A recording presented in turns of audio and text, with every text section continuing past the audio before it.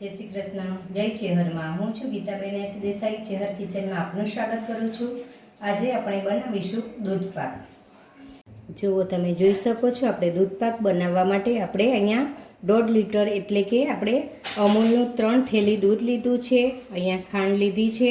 અહીંયા આપણે પિસ્તા ગરમ પાણીમાં પલાળીને લીધા છે। અહીંયા બદામ પણ એ જ રીતે ગરમ પાણીમાં પલાળી રાખી છે। અહીંયા આપણે ઇલાયચી પાવડર લીધો છે।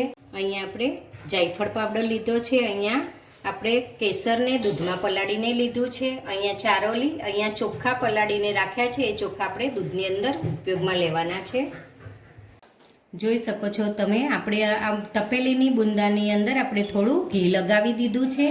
આ ઘી લગાવવાથી આપણો દૂધ એની તપેલીના બુંદે ચોંટી નથી જતું, એટલા માટે આપણે તપેલીના બુંદે ઘી લગાવ્યું છે। હવે આપણે એની અંદર દૂધ એડ કરી લઈશું।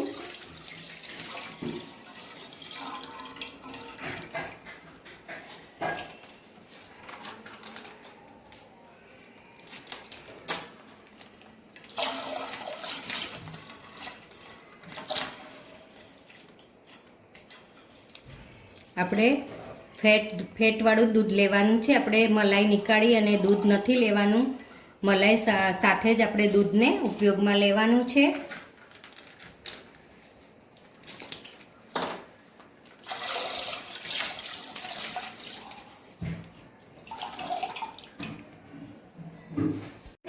જો તમે જોઈ શકો છો આપણે દૂધને ઉકળવા મૂકી દીધું છે। એક ઉભરો આવે એટલે એની અંદર આપણે બીજા બધા મસાલાની પ્રોસેસ કરવાની છે। અત્યારે આપણે આને એક ઉભરો આવે ત્યાં સુધી આપણે એને સતત હલાયા કરવાનું છે। જોઈ શકો છો તમે આપણે આવી રીતે એક ઉભરો આવે ત્યાં સુધી તો સતત આને હલાયા જ કરીશું, કારણ કે બુંદે આપણું દૂધ બેસી ના જાય ને મલાઈ જામી ના જાય એટલા માટે।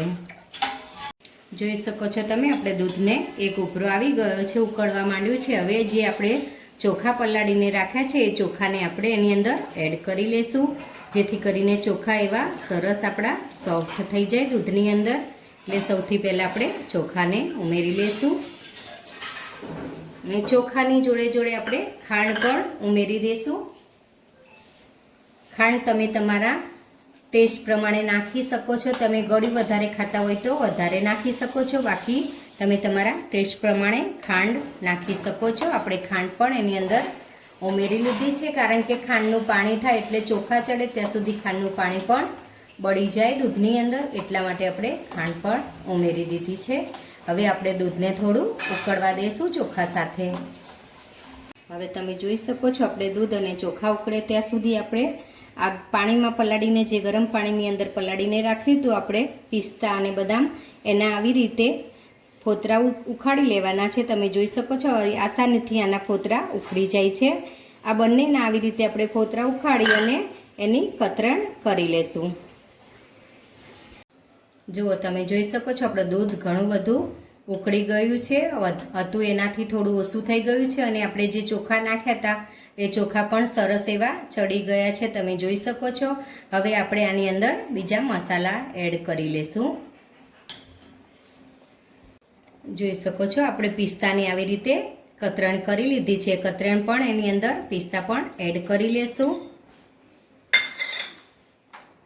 આપણે બદામની પણ આવી રીતે ઊભી ઊભી કતરણ કરી લીધી છે, પણ આપણે એની અંદર એડ કરી લેશું।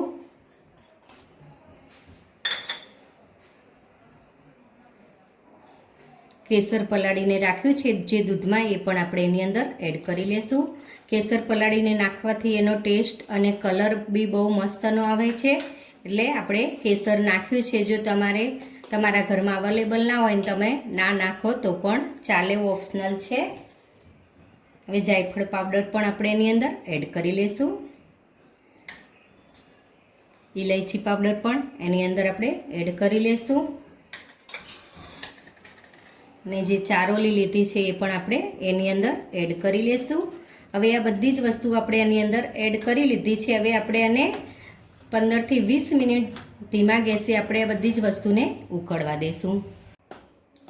જો તમે જોઈ શકો છો આપણો દૂધ પાક અહીંયા રેડી થઈ ગયો છે, ઉકળી અને એકદમ ઘટ થઈ ગયો છે। હવે આપણે આને નીચે ઉતારી લઈશું। જો તમે જોઈ શકો છો આપણો દૂધ પાક અહીંયા રેડી થઈ ગયો છે। હવે આપણે સર્વ કરી લઈશું।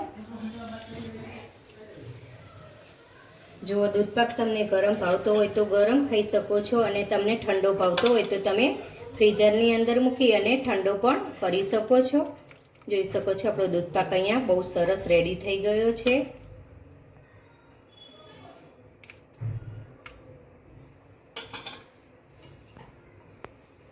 આ છે આપણે બટાકાનું શાક. આપણે અહીંયા શ્રાદ્ધની સ્પેશિયલ ડીશ બનાવી છે, પણ આપણે ખાલી દૂધપાક જ વિડીયોમાં બતાવ્યો છે. આપણે અહીંયા પૂરી, શાક અને સરસ દૂધપાક એવો બનાવ્યો છે. શ્રાદ્ધ માટે સ્પેશિયલ ડીશ છે આ.